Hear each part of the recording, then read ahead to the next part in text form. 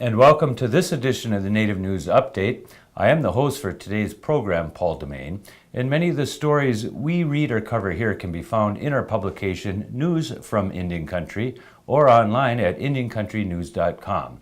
We hope you enjoy the following program. Welcome to IndianCountryTV.com. Mark Trahant. It's been a little while since we talked with each other, and want to catch up with some of your fans out there and let them know that you've readjusted and you are now relocated, not in Fort Hall, Idaho, but at the University of Anchorage, Alaska. Alaska, Anchorage, yes. Tell us a little bit about what you're doing up there.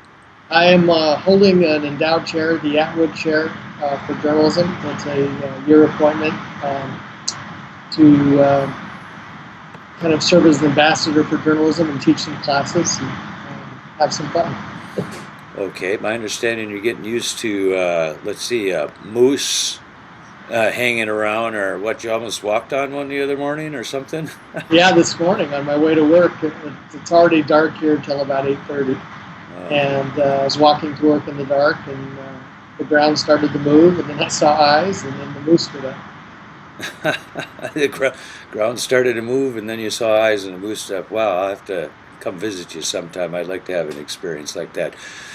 Mark, the reason we're calling today is because of what's happening in Washington, D.C., or maybe a flip side of it is what's not happening in Washington, D.C. We're over a week into this non-funding of the budget. We've got a debt ceiling limit coming up here on Thursday. A lot of people are already only beginning to feel the pinch of closed U.S. government. Where do you think we're going with this whole conversation in D.C.? Boy, I just don't know. I think we have really a system. The United States constitutional system is really designed to work well with two parties, and it really breaks down when there are three parties. And we're at a point now where there are three parties. There is a traditional Republican Party, a Tea Party Republican Party, and the Democrats. The Democrats have been pretty consistent and united throughout this whole process, but it's that fractious nature of the Republican Party that makes this whole thing very difficult. The Senate today is probably going to try a new proposal, and they may have the votes to pass it. But the problem is, once it goes to the House, you have that same breakdown between traditional Republicans and Tea Party Republicans. And it's going to make it hard to get a deal. I was going to say, it sounds like the Tea Party Republicans don't want to move anywhere. They are saying things that this whole idea that there's going to be a budget crisis is made up, and you see the effect of it. There is no effect, so everywhere I'm turning, we're beginning to see the impact of people not getting, for example, the loans they've applied for, not getting the paychecks. Some people got a half a paycheck last week. Next week, they're not going to get one at all, but the cascading impact of that seems to only be taking hold in the country now. Well, in fact, and this was my column last week, for Indian country, it's really important to remember that ending this particular issue with the government closing is not enough. That if they do that, it locks in these budget levels of sequestration for the next decade. And what Democrats are now doing finally is pressing to lift the sequester as part of any deal.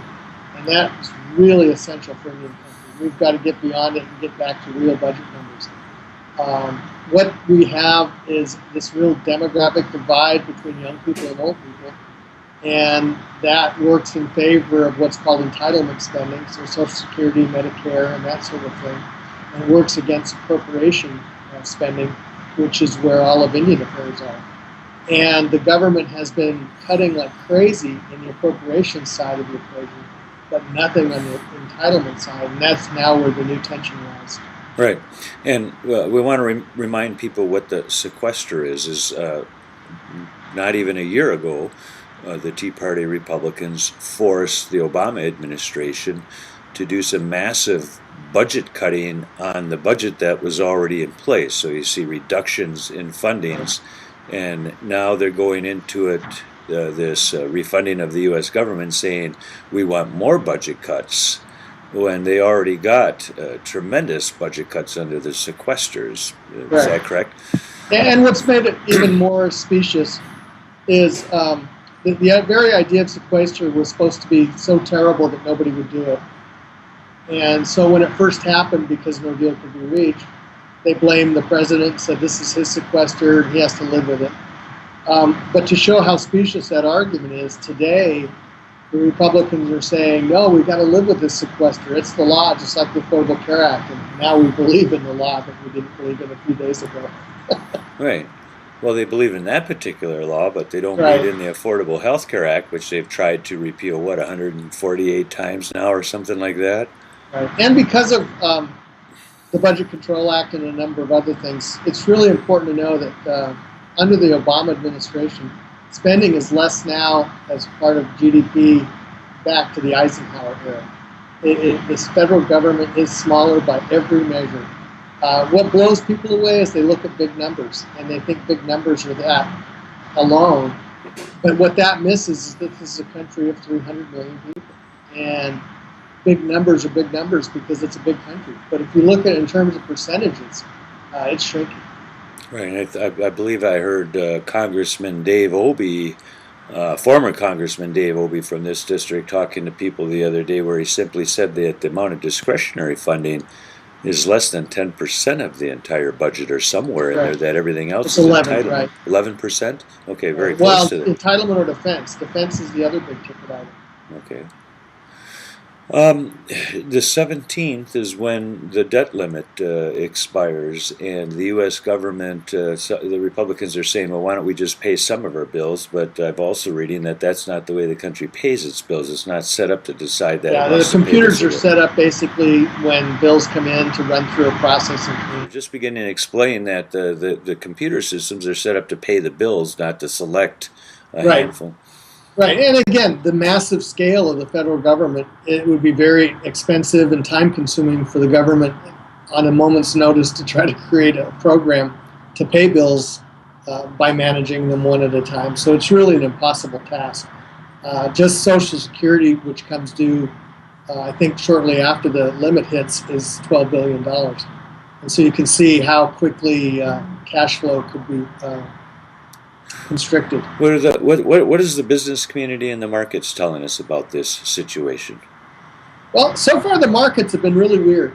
They've been really reluctant. They did have a downturn last week and then again today, but nothing of the excuse me, of the scale we saw when this issue came up before. I think they really think deep down that at the last minute someone's going to do a deal, and perhaps they're right. That said, the impact of this for markets is so significant that folks, our treasury bonds are basically the measure that everything else is based on. So if treasuries become less safe, that means credit card interest payments, mortgages, any kind of interest payment for a tribal development, for example, suddenly becomes more expensive and significantly. So if you have a debt service of 10% of your income in one day, that could start to bump up over time to 20, 30% of your income. People remember back when mortgages for houses were 10 and 12%, and that significantly reduces people's chance of buying a house. Indeed. My understanding is some tribal governments at this point are subsidizing several programs that have not been funded because of the government not being funded, Head Start and so forth, but I have not heard that there's been any massive shifts or layoffs at this point. Well, there's been furloughs. The Crow Agency had a significant furlough of tribal employees because of that, and other places have done that. So there are starting to be furloughs across the country. You think it's going to be impacted based on their ability to create cash flow? In other words, if they don't have cash flow, they're going to be laying off people, but if there is some independent sources of revenue, they can sustain it for a certain amount of time. Right, cash is king. And again, it goes back to me what I've been saying before, that this is a period of general deflation. And in general deflation, cash matters because everything else becomes more expensive. Well, that'll be interesting. What's your suggestion to Washington, D.C. to resolve all this?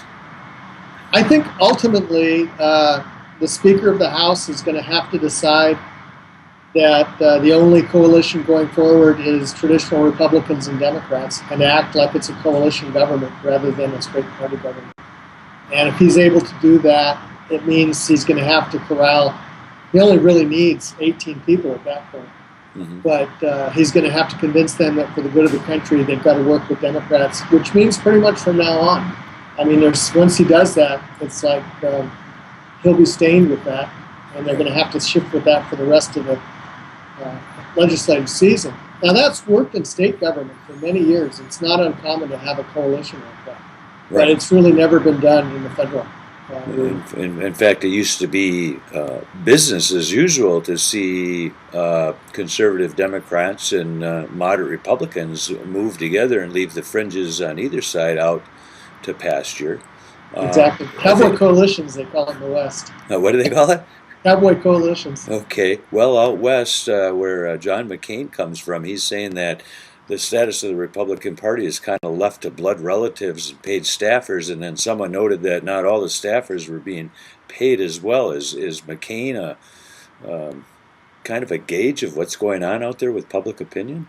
Yes. In fact, one of the things I want to do in the next week or so, maybe even today, is to start to chart what prospects are for Indian country being involved in the next election, and what it would take to get those 17 seats to flip the House permanently so that it's back to the Democratic side, or next Congress anyway.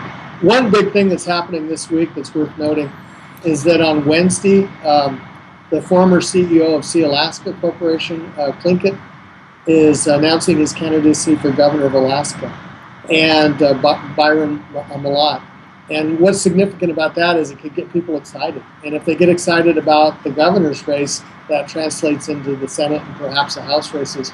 And this is a pretty red state. So if this state gets excited over a Democratic candidacy in this climate of really kind of a landslide of who's doing what, the potential for shift is good. Well, I'm reading today that the Republicans at one point thought they had their eye on the Senate, and that they might as well just kiss that goodbye at this point, that there are districts that are not anywhere near their reach anymore because of this shutdown and this potential default on the government. Right, and I guess let me just be really clear about this. The only reason the Democrat or the Republicans even have the House of Representatives is because of districting, not because of the Senate of the country. And the very fact that they control that body, let alone the Senate, is more of a testament to their ability to keep people from exercising Democratic votes. Right, and that's because of the gerrymandering of the election districts, similar to Wisconsin, where in the last election, Assembly Democrats, the total vote, was 51% of the state, and yet the Republicans were still able to control safely, I think 30-some seats or something like that because of the redistricting, even though 51% of the total popular vote went to Democratic candidates. You'd think the Assembly would be in control of the Democrats. Same thing in the House in Washington, D.C. Safe districts. And it's both safe districts and gerrymandering, but it's also geography. For example, in the United States Senate, California has 2 Democratic senators for 55 million people. Wyoming has 2 Republican senators for about 800,000 people. Right, so a big unbalance in terms of the popular citizenry that they represent. Well, it ought to be interesting. Politics always is. Mark, thanks for joining with us. Say hi to your moose on your next walk home or to work or whatever it is, and we'll keep in touch with you and see whether or not this is the beginning of the collapse or something. Sounds good. And that's another roundup of news from Indian country and programs on this edition of the Native News Update. Thanks for joining with us, and come back again soon.